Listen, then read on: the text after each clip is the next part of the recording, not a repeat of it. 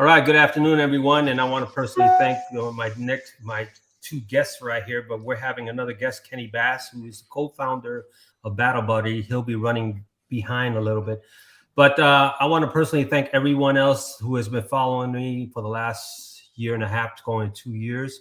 If as far as this segment of LinkedIn Perspective, if you like this segment of LinkedIn Perspective, share it, like it, tag it, and also subscribe to the YouTube channel of LinkedIn as well. And this will be more or less digitally recorded and shared. And we're going to start off with, I want to introduce two Marines that I know very well.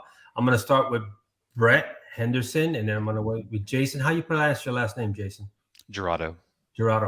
And we're just going to go into it. And here comes, last but not least, fashionably late, Kenny.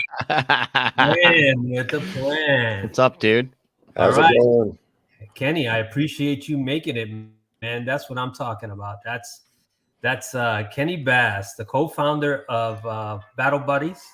And sorry, I got this pretty much taken care of. Oh. So let's go around the horn, and please introduce yourself. We'll start with Brett, then we'll end up with Kenny. Go for it. Sure thing. So I'm Brett Henderson, Marine. I was in from 98 through 02. I was an armor officer with 2nd Tanks in Lejeune. I got out, just my background military. I just did really 4 and out. I used to pay for college. I was ROTC at Tulane University. And for me, the military and the Marine Corps was part of my life. It was not my life. I got out right before the Second Ground War. I got out in September of 02. The invasion, the Second Ground War was March of 03. So 6 months before I got out. And for me, I just moved on with my professional life. I did 5 years at Merrill Lynch and then 10 years at UBS before starting my own financial advising firm, which is Strategic Wealth Endeavor. You can see that, or this way. Yeah, that way there. And so for me, though, and the reason I'm on this call with this group, I started to reconnect with some veterans several years ago. And one of my best friends, Lieutenant Colonel Adam Collier, we're the same age. He was at the Naval Academy when I was at Tulane. And so we actually lived in the same town. I'm in Hermosa Beach, California. We became good friends when he was still a reservist. He was actually the battalion CO, 4th Recon, and his day job was a DEA agent here in LA. He and I became good friends, and I can go more into it, but I will not right now. Let's just say good friends. One day we're here, on the next day he was gone. And so that was the catalyst for me. You hear of 22 veterans a day suiciding or killing themselves, but until that's a statistic. But when your best friend was there literally one day and then gone the next, then it becomes personal. So that was a catalyst for me to get re-involved and re-engaged in the Semper Fi Blake in the community. And so I then made the shift to say, hey, my friend is gone. What can I do besides doing 22 push-ups, which I think is, anyway. So you could do 22 push-ups. I don't think it's going to stop anyone from shooting themselves if you do 22 push-ups, but it's trendy, right? So good for that.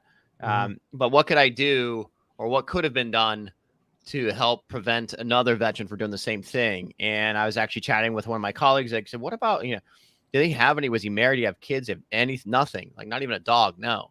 Didn't have man's best friend. And I thought, if Adam would have had a dog, something to focus on, a purpose, to take his own demons out of his head and focus on something else, potentially could still be here today. And then I actually went searching for a source involving animals and dogs. And that's how I found Kenny Bass and the Battle Buddy Foundation. So we connected about 5 years ago. Kenny doesn't remember. I could tell the story 10 times because of his own brain injuries, whatnot. But my stories get better every time I say it, right, Kenny? So with that, though, I think Kenny, what he does, I don't think veterans find a service dog, and he's going to tell you his story momentarily, is a way for me to heal from losing my best friend. And today's the 8th. So in 2 days will be the 5-year anniversary of my best friend shooting himself.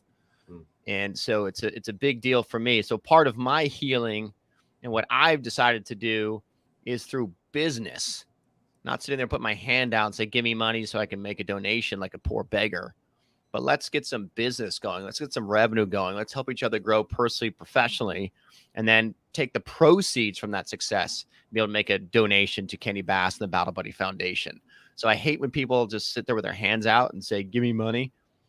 fucking do something. Excuse my French, but do something for it, right? Earn something, make something. So for me, that was the catalyst to get re-involved in the veteran community. And then another segue where it's come together for me wholeheartedly. My old firm name was Henderson Wealth Management, and a year ago, I was chatting with a gentleman at a conference in Vegas, a marketing conference, and talked about like having a niche, and then you're supposed to have this certain group of clientele. And I have clients in many, many industries and many different backgrounds. And I was like, how do you niche? Like, how do I have a niche when I have clients in all these different backgrounds? And my niche is everyone. And so I found a gentleman say, well, who are your favorite clients? And my favorite clients are my veteran entrepreneurs. Like, well, imagine you had 100 of them. I was like, that would be amazing. And so right there, that was the shift I made. I dropped the firm name. It's no longer about me. It's about Wealth Endeavor, because each one of you is on your own wealth endeavor. And if I could bring a strategy to it, Strategic Wealth Endeavor, it's a good thing. So that's the name of the firm. I'm Brett Henderson, founder of Strategic Wealth Endeavor.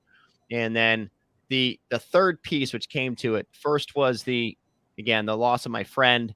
And then the next engaging moment was the moment of clarity that the advice I had was to rebrand the business and focus on specifically working with veteran entrepreneurs. And the third part was I had demons, which I think and mental demons were I was just this is live, right? Things happen. Yeah. So go ahead, keep on going. Camera on? Am I fading in and out? I'm in a hard line. I don't know why my doing its thing. So the third piece was I always viewed myself as a second-rate veteran because I wasn't a combat veteran. And I just didn't feel like I deserved to be around a lot of my friends who had combat tours in Iraq and or Afghanistan. And it wasn't until I met another gentleman this past September, Lieutenant Colonel Jim Craig. And Colonel Craig is an Army Special Operations Reservist, and he's still in now. He has a company called SoTech, Special Ops Tech, and he makes gear, pretty much like Molly gear, high-speed, low drag gear for the special operations community, as well as first responders and law enforcement. So he also runs the American Legion Chapter 283, and he got together and had two different Medal of Honor winners from the Vietnam War, and they got together and presented back in August. And he got on the stage and said, look, there are veterans coming out right now. They need your help more than a handout. They need help in business. They need skills. They need opportunities to grow and thrive in the civilian sector. They've got leadership, but they just don't necessarily have business skills. So what do you do there? And so he's like, this community needs you as a veteran and as a leader to help other veterans excel in business. So that's where I came up with an idea of a podcast, really, which is now called the Veteran Entrepreneur Masterclass. So this is how everyone here in this group met, is through the Veteran Entrepreneur Masterclass. I have a group that we run. We get together the first Tuesday of every month, 07:30 to 08:30 Pacific time. We go around the horn. Jason's in the group here, Hiram's in the group, Kenny's in the group, and we just talk about where we are, business, and what we're trying to do in business and what resources we need or leads we need. So there's Hamid. What's up, dude? Nice to see you.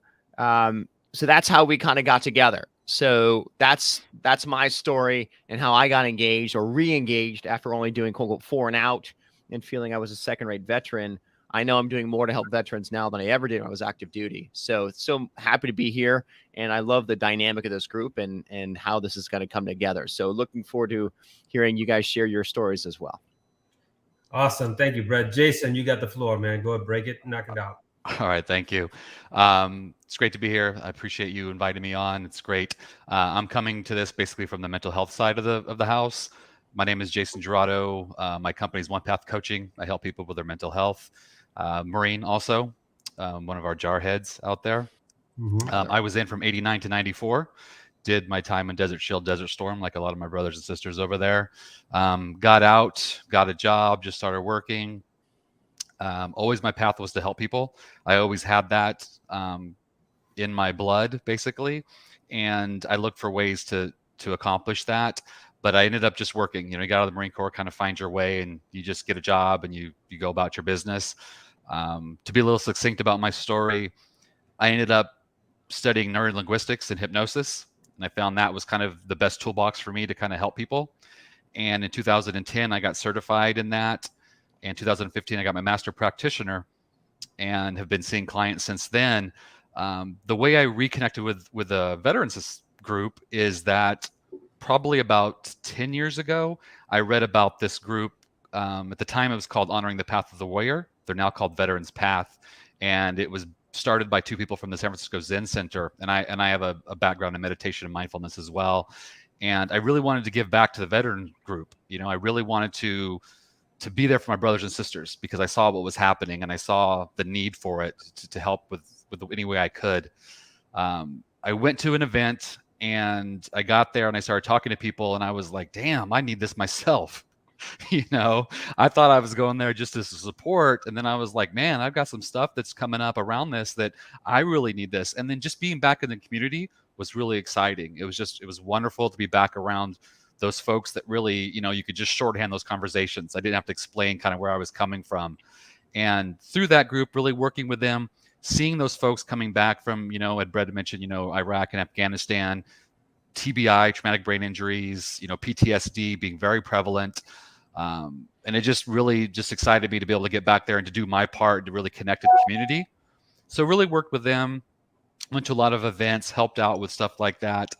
And, have always been reconnected with the community and met Brett, I don't know, last year, I think it was. We were kind of interacting on LinkedIn, back and forth, finally connected, talked, we did a podcast together.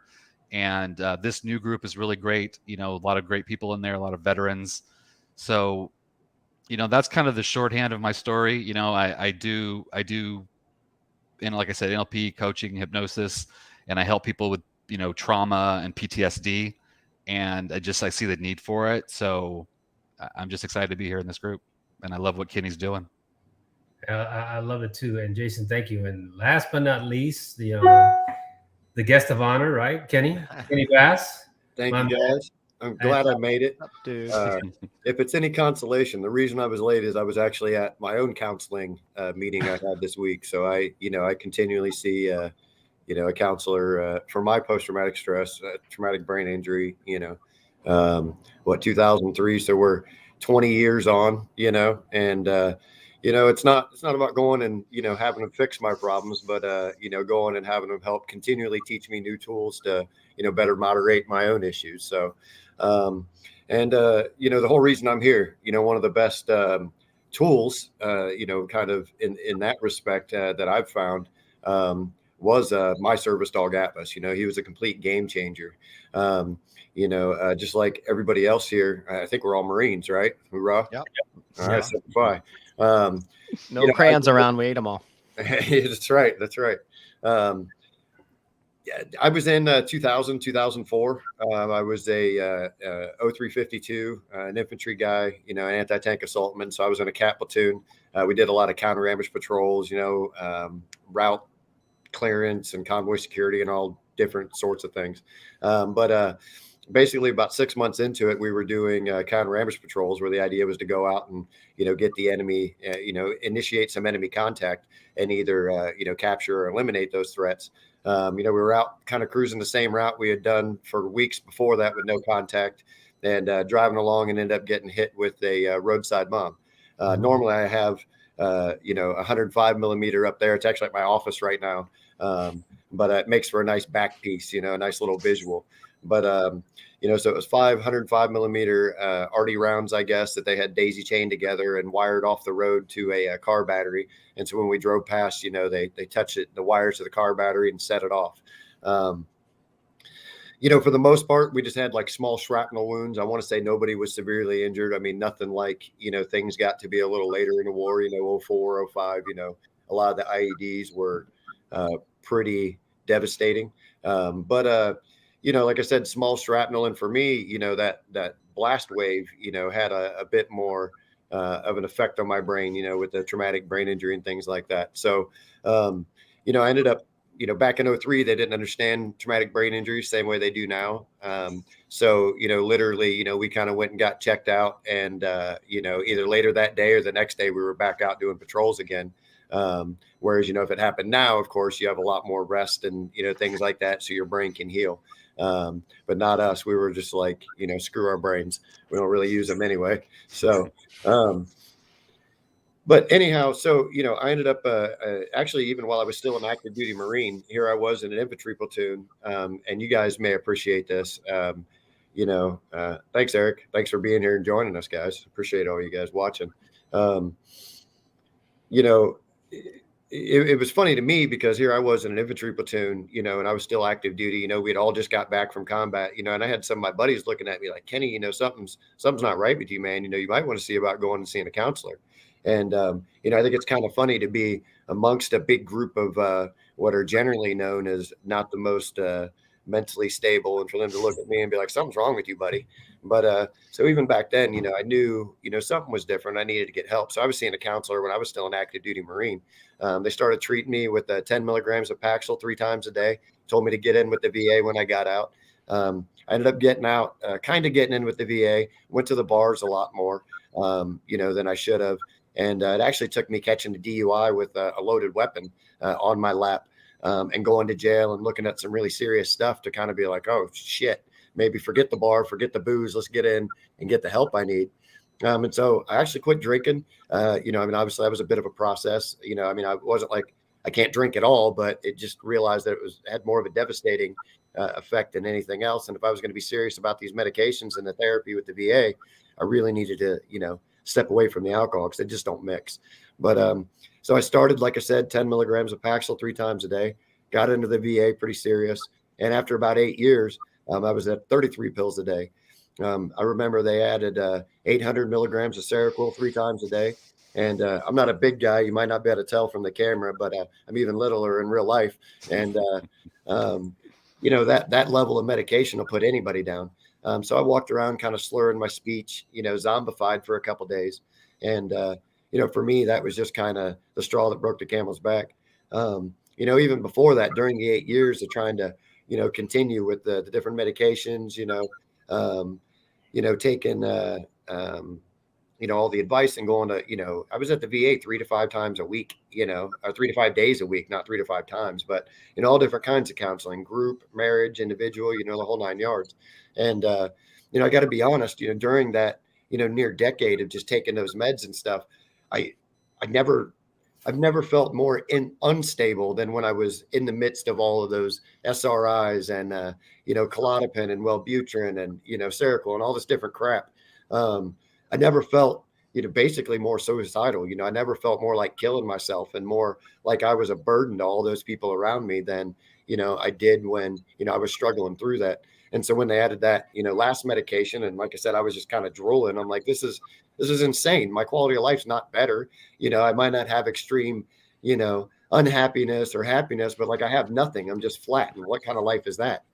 And so it took a couple of years and I was able to get off a lot of those or actually all of those medications. And of course I stayed connected with the VA.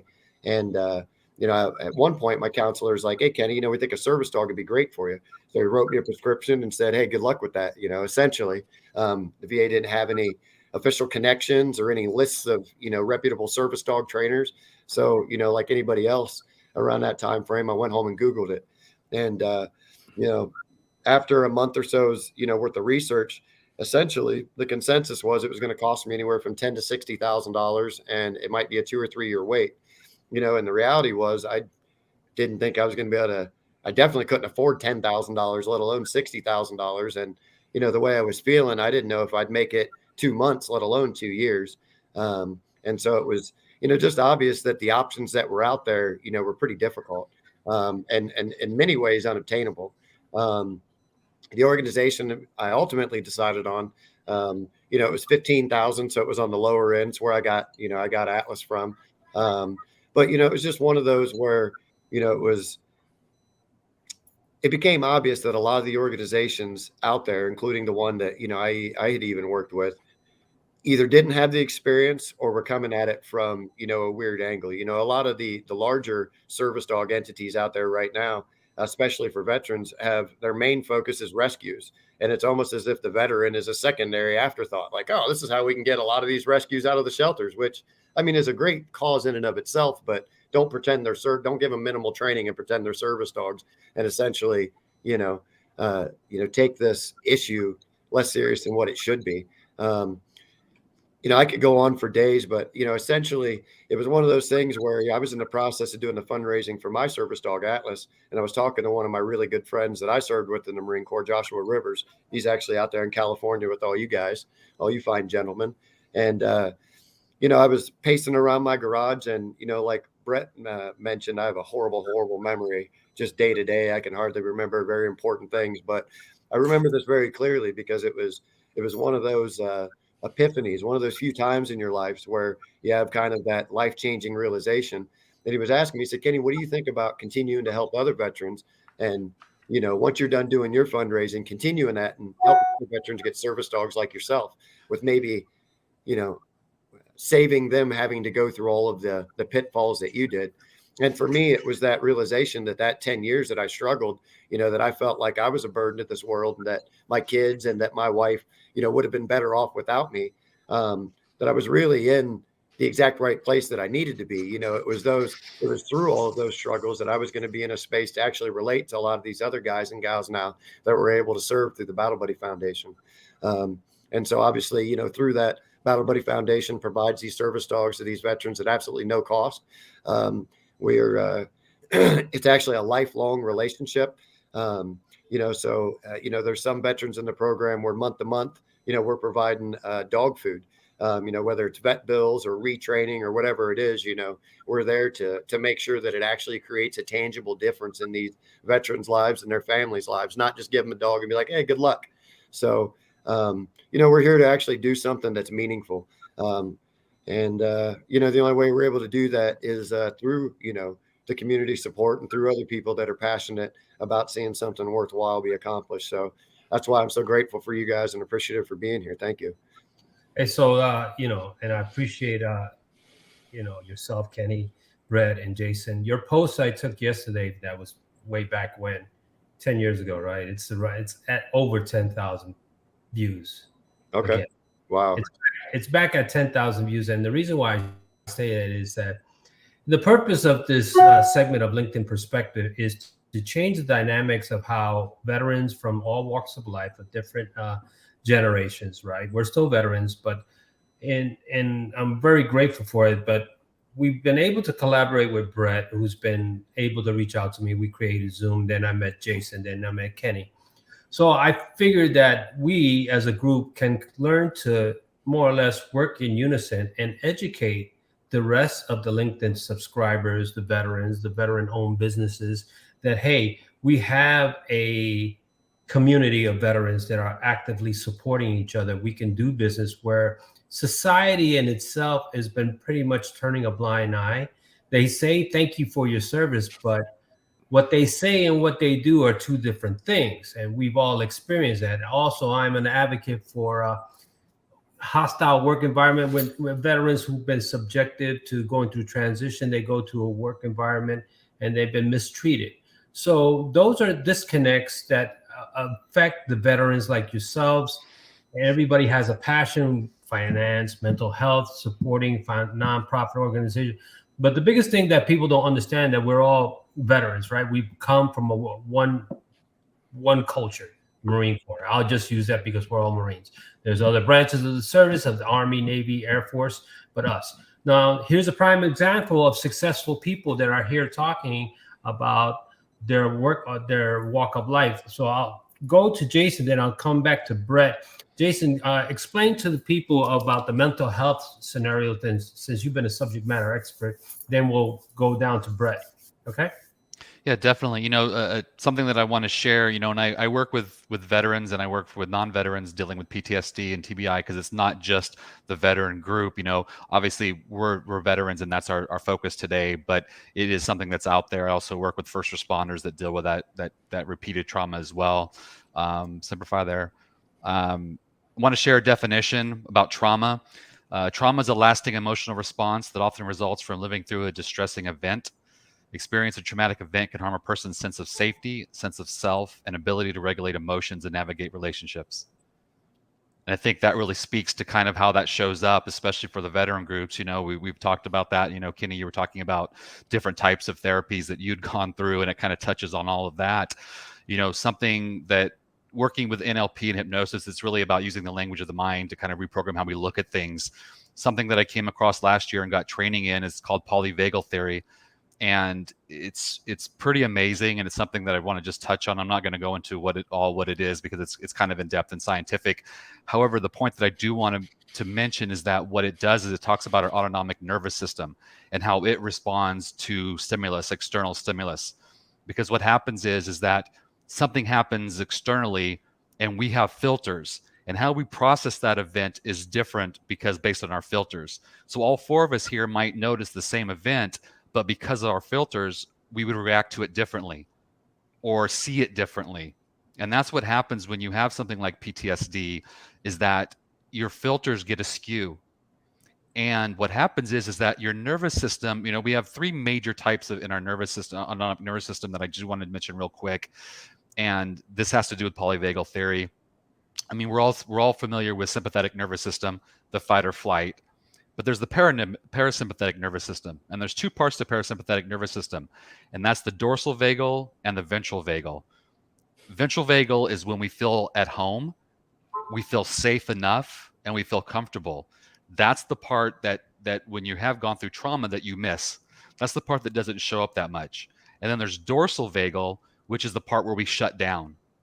That's our very oldest part. And it's that part where your system says, I'm going to just shut down and save all my energy, and it's the turtle tucking its head away.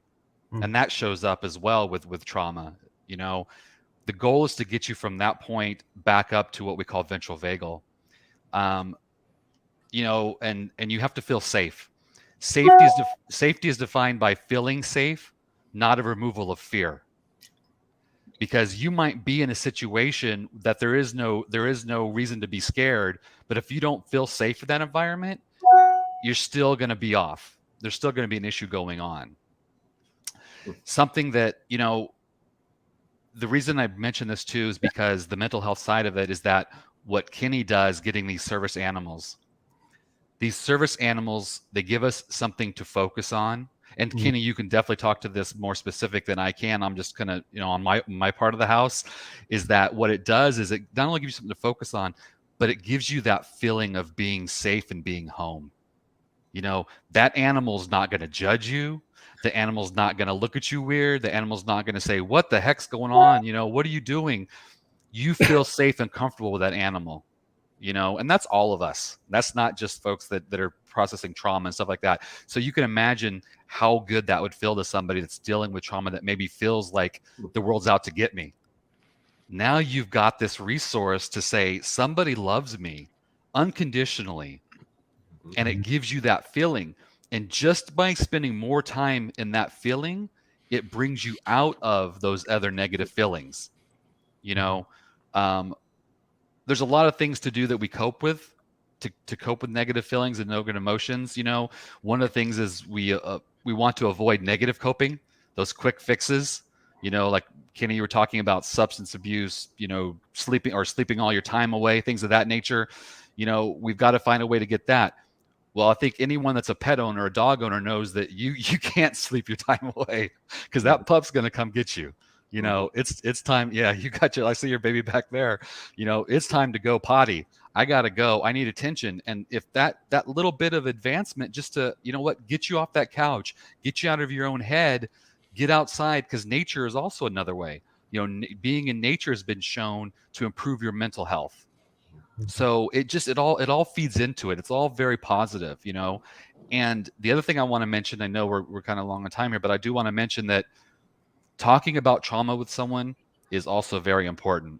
Yes. And that could be very challenging. And, and whether that's a spouse, a friend, a fellow veteran, a buddy, it's very important to be able to talk about it and be in a safe where you feel comfortable. We were talking earlier off camera about, having that community that you can shorthand these conversations. You don't feel that you have to explain yourself. You can just kind of talk, especially being in the veteran community. It's very important. But, and I'll admit it, I've had conversations with my pets.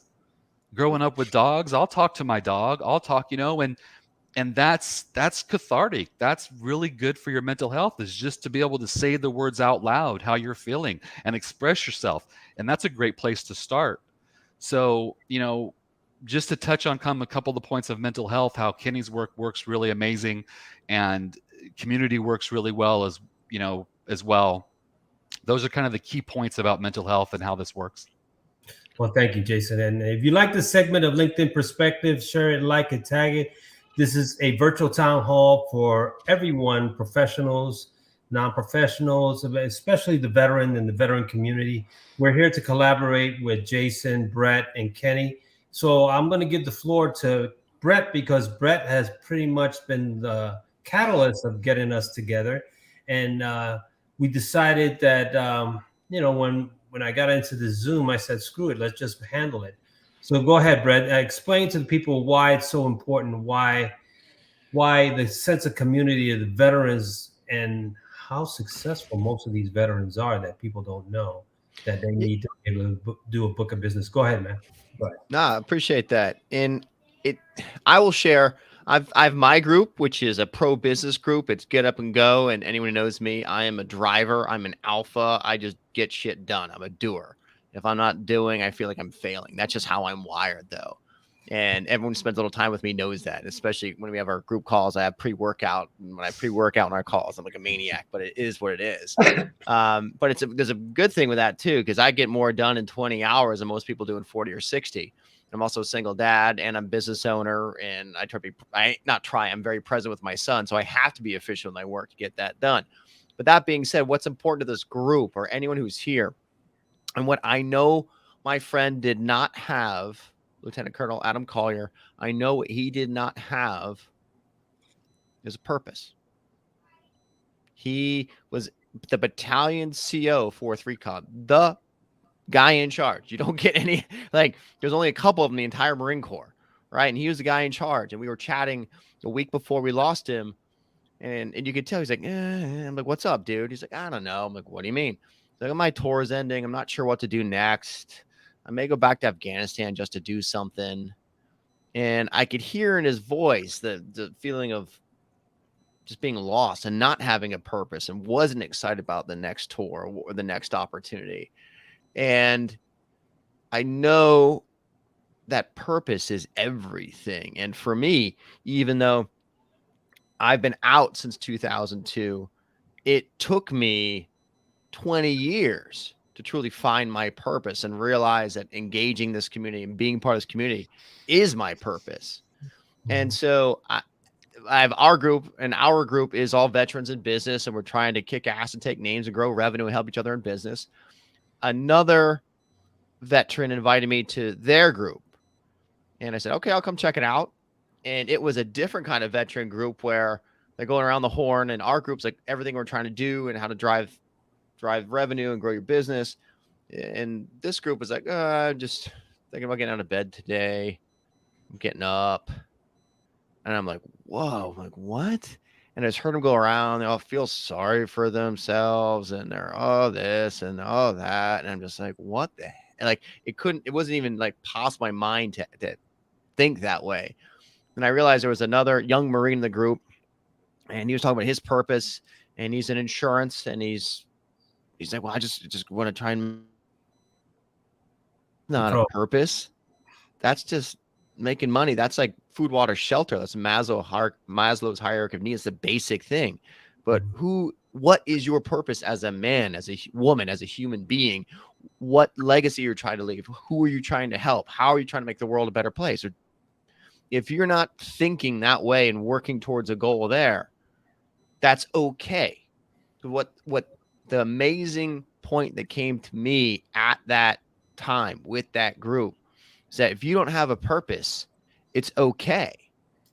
But then acknowledge you don't have a purpose, and then say, shit, my purpose is to find my purpose. And then that will give you some motivation. I could go under a rock, go for a long walk, do whatever, find something you can sink your teeth into and say, I believe in this, and go full bore with whatever that is. So you can have that focus, you can have that purpose. Because if you don't, and I don't have PTSD, I had it for a little bit. I had a traumatic event with one of my Marines on a tank but it stopped showing up all the time, and just time passed, and I think I'm more or less better. But with that, it took me 20 years to find my purpose now. It took me losing my best friend, then having another moment where this guy's like, hey, have veterans as your focus. And then realizing I'm not a second-rate Marine because I'm not a combat veteran, that I'm not a bad person, that I am still a veteran, and you guys are still my friends and my family. And for me, the group that we've created, and I said we've created, it is a family now.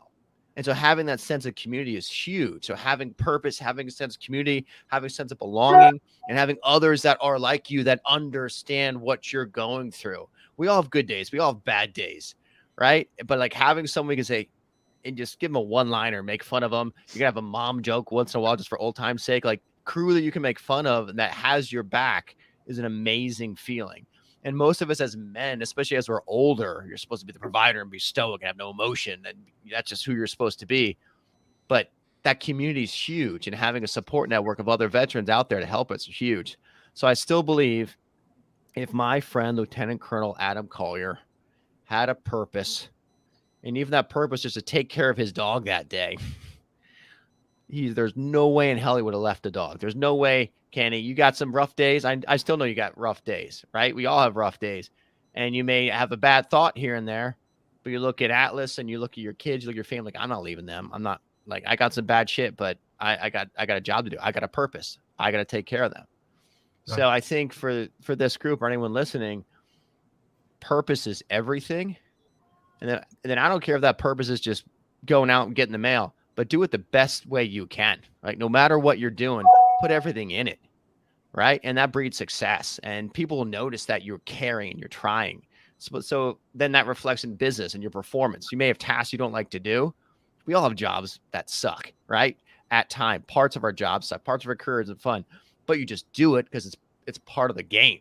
It's part of the ride, right? And if you succeed and you keep driving through that, that becomes a habit, just always kicking butt, always taking names, always driving, never quitting, having grit and determination. And that's what drives all of us, so having this community right here is therapeutic, I think, for all of us. Right. So that's what I think. So hearing what you guys have said and knowing, Kenny, I've known you for 5 years now, Jason, 1.5 years, and Hiram probably, 4 or 5 months now. It is that sense of community. It is that sense of belongingness. It is that purpose that we have and that we're building and helping others have that purpose. For me, when I started my business 5 years ago, there was no one to help me. A veteran in wealth management, there's not a lot of us out there, and there's no rule book. I had to figure everything out the hard way. And I had some serious lessons, and I'm still financially paying for some of those lessons right now. And so with that, if we can then take our life lessons, our professional lessons, our personal lessons, and help other veterans not have to go through the bad stuff that we went through, because they're willing to listen to some of our experiences. Hey, I know the pan is hot, the burner's hot. Don't touch it. Don't touch it. I know we all have to touch it, but if you get to the point of maturity where you can actually listen and take that guidance, don't touch it because it's going to hurt, and get from A to B faster through someone else's knowledge, we all grow as veterans. We all do better. So that's what kind of the catalyst was for me. And that's what drives me now, is helping veterans. And I have calls 3 to 4 a day with veterans in business from LinkedIn. Hopefully some of you guys listening here have chatted with me. But if I can help you get to A to B faster, it helps me feel good. That's my purpose now, right? Because now I'm providing guidance to others and watching them grow. So that makes me feel good. So for anyone listening, it's finding a purpose. Thank you. Thanks a lot, bro. So, Kenny, let's go with you, and then we're gonna wrap it up with around the horn. Okay, go ahead, Kenny. Tell me more about your situation and how is it that it's a your day-to-day tasks or your operations of being, you're not only the co-founder of Battle Buddy, but the product of a product. You and Atlas, your family. Give it a real life perspective of people that really don't understand what's going on with, service dogs, nonprofit organizations, but veterans, right? And with TBI and PTSD, give them the real spill about that. I don't know if we got enough time for all that, but I'll stretch it out. You know, uh, watching the time, I'm watching everybody. So you know, well, praise master of none. Go ahead. yeah, I mean, there's a lot of ways to go with that. I don't know. Let's see, service dogs. I think there's a lot of organizations out there. Like I said, and a lot of them have different reasons for coming into existence. Some it was a dog trainer that's like, hey, there's a need for service dogs, and let me go start training dogs.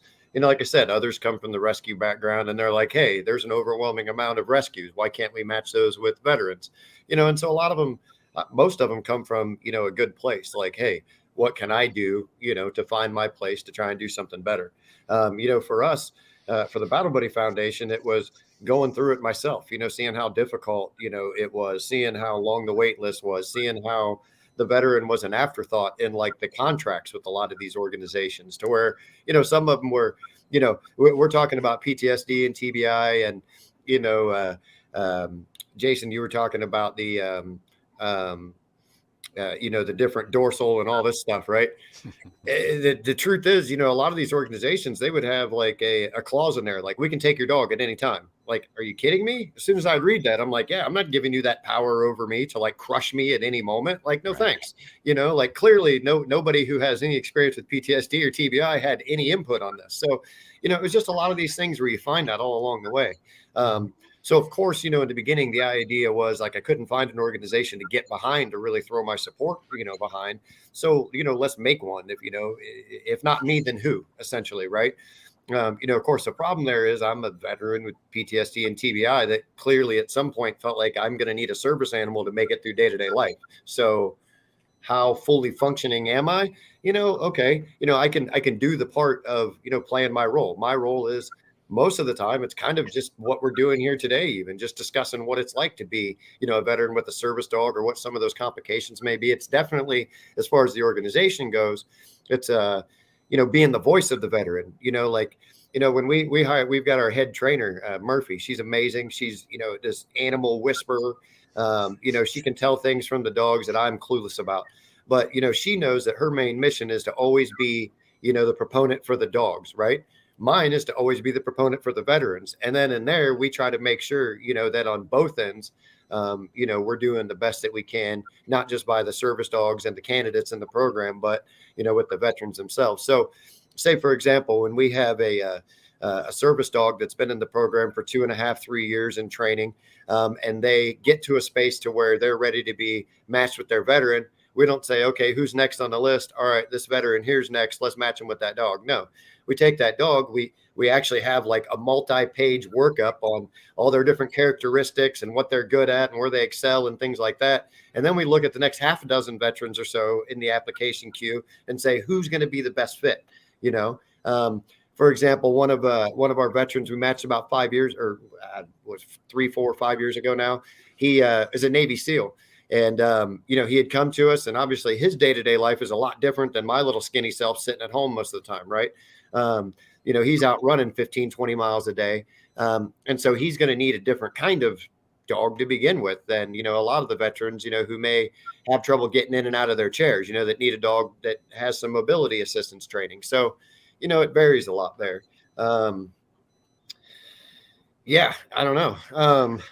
Like I said, I feel like I could sit here and just ramble. You just kind of guide me. I don't want to go down the wrong path here, but You're not going on the wrong path. Here's what's going on, that this is what happens with the audience that they don't understand, right? And this thing, I need to share this. I've been on LinkedIn for over 20 years. And what happens is we start visualizing or profiling people based on our perception of the profiles, right? It could be anything, your profile, Jason's profile, right? Brett's profile. Then we look at the profile of Battle Buddies. I'm envisioning what's going on, right? My perception is this. I see this, as Jason was saying, we look at things differently. But here's an opportunity to actually match the voice and the face with the picture and give them a clear synopsis of what's going on. And it helps people understand that it's legit, right? We have a lot of fake profiles. We have a lot of people that are overpromise and underdeliver. We have veterans that play against other veterans. We know this. This is the fact, and people won't like it. But veterans that play against other veterans are not true veterans, because if they were, they would be helping the veteran community. And that's why this group of people that I've been around within the last 24 to 48 hours, I've been, decided to expand and exploit this in a very professional manner. If you do it right, and you have the right type of people with the right type of leadership, with the right type of vehicles, we can all be successful, because nobody else is coming to save us. And the people don't understand that just saying thank you for your service is not going to be a Band-Aid for us to thank you. So this is a classic example of a virtual town hall that people need to understand, that whether we're all Marines, this just happened to be today, but we have Navy, we have Air Force, we have Army, we have all these other individuals that are very successful. They're entrepreneurs. They've done a lot of great things. Those are the untold stories that this platform needs to be told to. So, I don't want to take so long-winded. I'm going to pass it to Jason, then to go back to Brett, then to go to Kenny, then we're going to wrap it up. Let's go for it. All right. Well, I'm just glad to be here, be in this community. And, like just what you said is that it's great to put these faces to it. Veterans is a very broad term, but it's also a very specific term. We all come from different walks of life. We all, we heard there's all these shades of green, we heard that when we were coming through, and, we're humans, and there's differences. And, we fight within, but we don't fight without, in our own little groups, we might talk smack to each other. We might joke around, and we've got a rough sense of humor, but you're used to that. But when it comes to somebody else, we have each other's backs, and I really respect that and appreciate that. I just wanted to shout out that thank you to Brett for all the work that you've done bringing us together. Thank you to Hiram for bringing us together on this platform as well, even further to get us out there. And I just want to share that, once again, my company name is One Path Coaching. Folks can reach out to me at, onepathcoaching.com, all spelled out. I do work with veterans. I offer discount rates for veterans and first responders, because we need it. My brothers and sisters in arms out there really need it. And that's all I got. So put it down in the chat. You could put it in there. You could type it in there, your website and everything else, and how they can look you up on LinkedIn as well. And that way is very important, because then people could really see that, hey, he's a veteran, but he knows what he's doing. And we got a lot of fake hypnotists, but then again, it's all about a fit, right? But you're legit. So thank you very much, Brett. Go for it, my man. Let's talk. I think I'm going to throw my website up there too quick. I can't multitask. I'm old. SWE90. Okay, cool. So I got the podcast too, and so I'm going to comment on what you were sharing earlier, Hiram. So I speak to several veterans a day, and I'm looking for guests for the podcast, right? And I'm trying to get to know people. And if you're a veteran, my trust level is up here. You start all in, glasses full. I love you already. Let's chat. And then I can't believe 98% of the veterans are awesome people, good background, good heart. However, I've been blown away a couple times. One was a SEAL. Even got through a recording, and then there's just some weird stuff and weird feedback, and you're like, huh?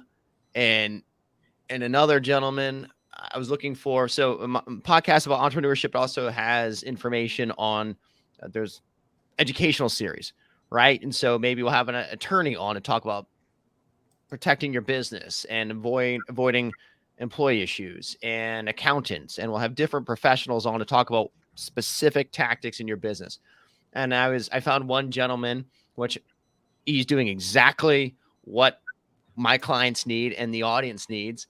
And he's also a Marine. I'm like, come on, dude, let's have you on. And we started chatting and going back and forth, like, love having the podcast. Let's talk. And went back and forth while it was weird. And he's like, why? I can't do that. I'm like, why can't you? Because I can't endorse you. I'm like, I'm not asking you to endorse you. I'm just asking you to share your knowledge with other veterans to help them do well in business. Well, your podcast is tied to your business. Like, you can get on and you can say you're not my client. Anyone's been on the podcast, my first question is, are you a client of mine? So I get that out of the way quickly. Do you have information that's good for veterans? And so 98% of it, everyone's cool, but there's just a weird few percent. Yeah. You're a veteran doesn't mean you get it. And I will find it is weird. It's hard for me to even comprehend. There are some veterans out there that they want to be the veteran. I'm the veteran in this group. You can't be the veteran because I'm the veteran, not we're veterans. They're the veteran. And it's taken me a while to go through that experience. Like, oh shit, this person is about themselves, not about the community. And others can sense that. Others can sense that. I had a gentleman call me, and I think his site is good. I'll throw the name out there. It's called vethelp.net. And this guy called me and he started talking at me. And he wasn't a veteran, but he started talking at me. Oh, this, and don't you want this? And don't you want that? And oh, I had a friend, I lost this and that. Just talk all this, talking at me. I'm like, what do you want? Oh, well, go to this and let me show you this. And I want to stop. What do you want? And I played his game for a little bit. And finally, I had like, look, dude, I've asked you several times. I even gave him another call. What do you want from me? And nothing. I want to build a relationship. I'm like, you're not calling me just to build a relationship for no reason. There's ultimately some financial game somewhere in here. Just be fucking transparent. Just be real. And I don't care if we're offering value, we all deserve to make money because we're delivering value. That's how the world effing works. Right? So be genuine. That's, sorry, maybe a long-winded piece there. Be genuine.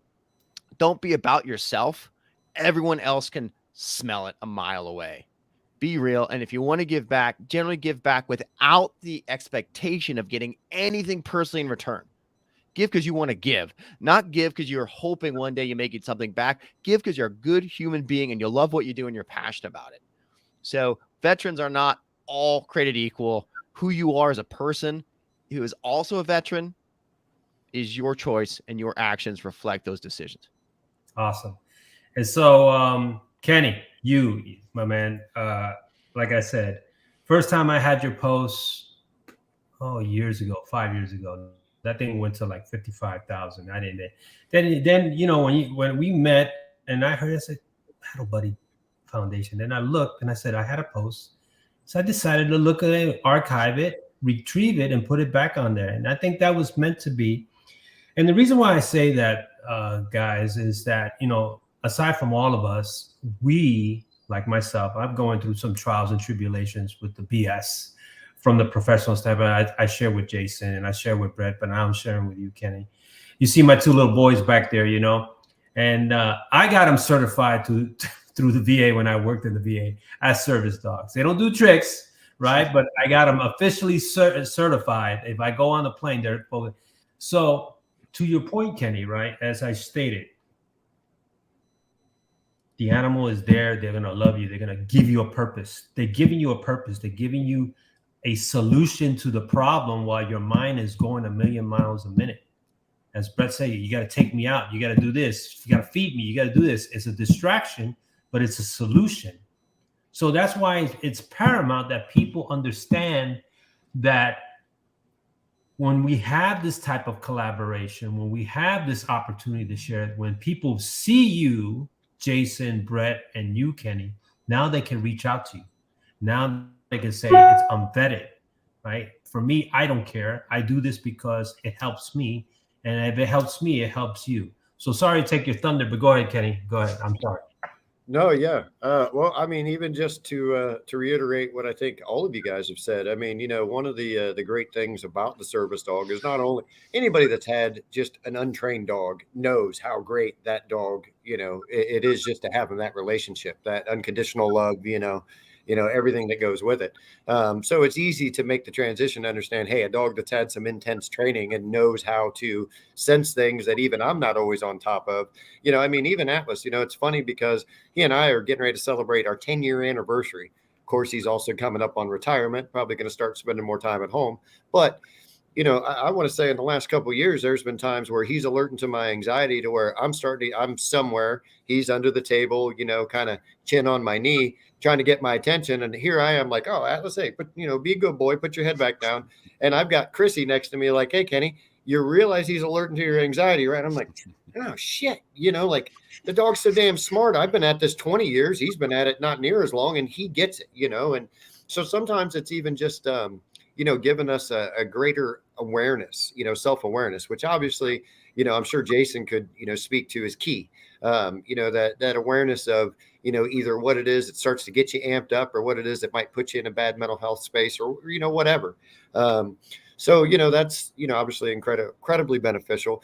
But even the aspect of just what you were talking about, like, hey, I need to take the dog out, I need to do this, that, the other thing. When the veterans first get matched with these service dogs, especially in the beginning, it's a commitment. I mean, look, we tell these guys, hey, look, you're not going to have an intimate dinner alone with your wife again without the dog up under the table. I mean, of course, it's not like you have to take the dog everywhere all the time, but for the most part, dog's going to be there, licking his butt or, whatever he's doing, you know what I mean? So like, it's a big commitment. And even beyond that, I know for me, it was funny because one of the greatest, I think, examples was, back before I had Atlas, a couple years before, I got to a space to where my ex-wife would ask me, she'd be like, hey, you want to go to the mall? We'll go to the candle store and this, that, the other thing. And it got to where I'd tell her, I'd be like, why do you even ask me? Like, if we go, I'm going to be all on edge. People are going to be pissing me off. They're going to be all close. I'm going to start to get edgy. I'm going to snap at you or the kids. Then I'm going to feel like shit because I yelled at you guys for something that you didn't deserve. Everybody's going to be uncomfortable. It's going to be a terrible time. Why don't you just take my money and go? Right. And that's what it was like before I got my service dog. You know what I mean? Then when I got Atlas, it's like, well, shit, I need to take Atlas out and go to the mall. I need to, one, work on his skills, but two, work on mine as well. And it was funny because shortly after Battle Buddy got started, I had gone down to pick up an apparel, a thing of little Battle Buddy logoed shirts, that we were selling on our website. And I was down there picking up the box. I took it out to the car and I went back into the mall and I started to do a loop around the mall, like in the middle of the day with all these mall people there, right? People I would normally avoid. And I was sitting there thinking about it. I got back in the car and was driving home and I was like, what the fuck? Why did I do that? Like, I hate the mall. And I was like, you know what? I was doing it because it wasn't about me. It was about the dog at that point. And on one hand, I'm a little saddened that I couldn't be like, hey, it's about the kids. It's about the wife. It's not about me. But, for some reason that, wasn't there. But once I got the service dog, I was able to start, pushing a lot of these boundaries. And clearly, I'm not in the same space that I was when I first got Atlas. I could barely stand to be in like a fast food joint, and now, we've done, documentaries and TV shows, and we do public speaking, quite a bit. But, all of that has been through that support and that continual growth, and so maybe it's a service dog. Maybe it's not. Maybe it's, like, Brett was talking about, finding something that you can be passionate about, that you can ingrain in your normal life, like, Brett finding a way to, create all of this extra, veteran support and make that a way where it still supports his business. So he doesn't have to have two paths. Or obviously Jason, Jason's poured all of his knowledge and education and everything. And he said, you know what, I've got all this stuff. I can make a difference. I'm a veteran, let me help that niche. I mean, it's been amazing to me that a lot of my friends that maybe didn't struggle as much as I did, that got out and went into professions. It's almost like they it'll be a decade after they've been out and they don't tell anybody that they're a Marine. They don't tell anybody that they were, whatever, special, this, that, the other thing. And I never understood that. I mean, I can understand not standing on, hey, I was a Marine and that's all you ever are. Of course not. You've got to go and continually, grow and become more in life. But it always surprised me how often guys would get out and they would almost separate and just not tell anybody. And it's funny because, Brett, you're a perfect example of finding someone, that kind of realizes like, hey, maybe I can lean into that. Like, it's an integral part of what drives me as a business person, as an entrepreneur, as who I am. And when you find other like-minded individuals, like most of the people in the chat, I would be willing to bet right now, there are a lot of, they're the alphas. They're the ones driving, like, let's get stuff done, So, I think it's great. I mean, whatever it is, finding, where you can lean in. I mean, the same with you, Hiram. You're like, hey, I love what these guys are doing. I've got this incredible platform. I don't even care what we talk about. Let's get on and let's talk, and get some stuff going.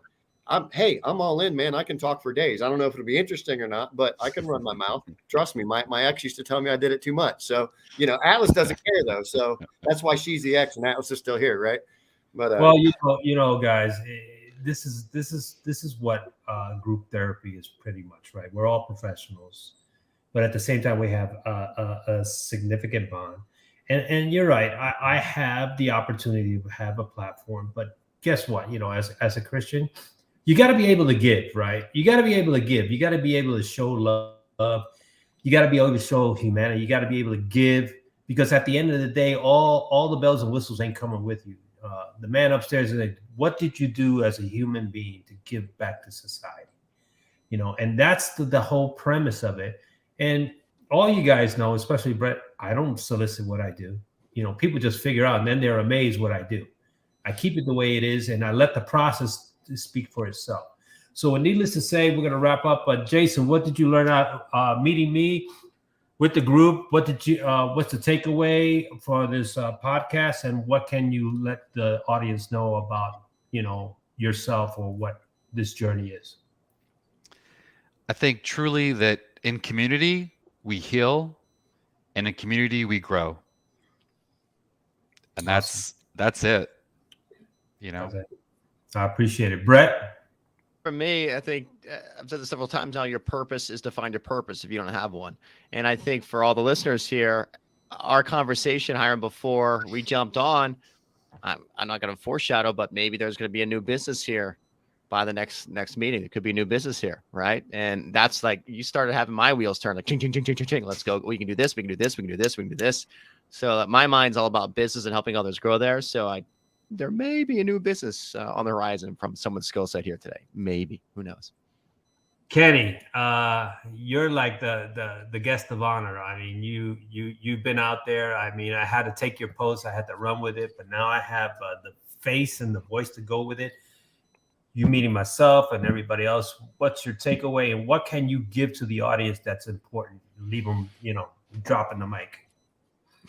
Well, you know, I think, you know, like Brett was saying, you know, I think one of the real important things is, you know, that your purpose is finding your purpose.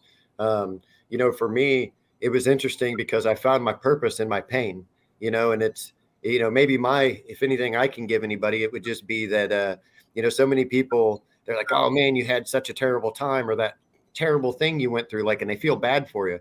And people have this negative idea around these trials and tribulations in your life, whatever they may be, you know, whatever difficulty, even if it was, you know, a period of time of feeling suicidal, like, oh man, that's so terrible. But the reality is, I never learned anything worth learning on an easy day. You know, it's always the tough shit. It's always the stuff that you're like, how am I going to get through this? And then once you do get through it, you're like, wait, I did get through that, you know, and that's where you gain strength from. So, you know, maybe just encouraging you to, you know, when you're having that tough stuff, learn to be thankful for it, you know, learn to find where the value is in those bad days. Well, I want to personally thank Jason, Brett, Kenny, for joining in. It's been this is not the last of this is one of many, and I think we'll have a bigger group this time. But that's the whole thing. So you like this segment of LinkedIn Perspective? Share it, like it, tag it, subscribe to the YouTube channel. This portion of LinkedIn is for the subscribers and the professionals and the veterans and active duty and veteran community-owned businesses that are seeking some type of leadership or fellowship or guidance. If you're having a challenge and you need some form of mentoring, feel free to reach out to myself or to Jason or to Brett or to Kenny, and we'll be able to collaborate with you. There's no backdoor deals. I mean, that's pretty much what it is. That's what this whole purpose of this LinkedIn Live is. And if you're curious of, you know, helping this program continue, just let me know. And then, you know, I'm offering, you know, my services as well. We'll take sponsorships because it doesn't run by itself. So gentlemen, stand by. I want to personally thank everyone. Again, if you like the segment of LinkedIn Perspective, share it, like it, tag it. I mean, and make your comments known and pass the word. Simplify, always beside you. Stand by, gentlemen. Thanks.